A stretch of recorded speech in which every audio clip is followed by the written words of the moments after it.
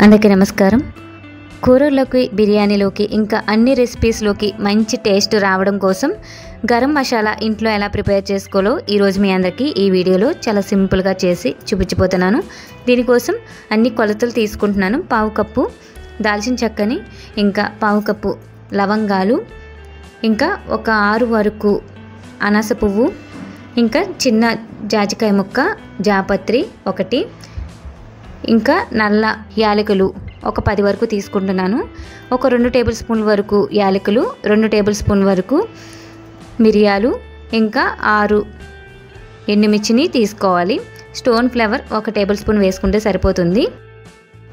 ఇంకా బిర్యానీ ఆకు 3 లేదా 4 ఈ విధంగా కట్ చేసుకుని వేసేసుకోవాలి. ఇవన్నీ కూడా ఒక 2 నిమిషాల పాటు ఫ్రై చేసుకోవాలి. గరం మసాలా ఇంట్లో ఇలా ఒకసారి చేసి పెట్టుకుంటే మనం చాలా రోజుల వరకు వాడుకోవచ్చు. ఇది ఎక్కువ క్వాంటిటీలో చేసుకుంటే 1 ఇయర్ వరకు కూడా మనం దీన్ని వాడుకోవచ్చండి. ఇవి ఫ్రై అయిన తర్వాత 1 కప్పు ధనియాలు, 1/2 కప్పు జీలకర్ర, ఇంకా షాజీరా 1 టేబుల్ స్పూన్ వేసుకోవాలి.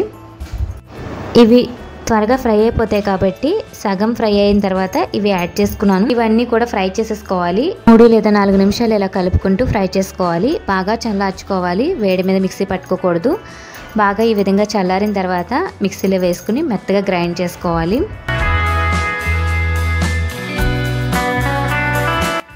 ఇలా ఇంట్లో తయారు చేసుకున్న గరం మసాలా కొంచెం వేసుకుంటే చాలండి, మంచి ఫ్లేవర్ టేస్ట్ వస్తుంది. ఈ విధంగా మెత్తగా గ్రైండ్ చేసేసుకోవాలి. కూరల్లోకి, ఫ్రైలోకి, ఇంకా బిర్యానీలోకి ఏ రెసిపీస్కి ఇది కొంచెం యాడ్ చేసినా సరిపోతుంది. టేస్ట్ చాలా బాగుంటుంది. ఇలా ఇంట్లో చేసుకున్న గరం మసాలాతో రెసిపీస్ చేస్తే టేస్ట్ కూడా చాలా బాగుంటుంది. మీరు కూడా ఇలా సింపుల్గా గరం మసాలాని ఈ విధంగా ట్రై చేసి చూడండి. వీడియో కనుక నచ్చితే లైక్ చేయండి. Thanks for watching.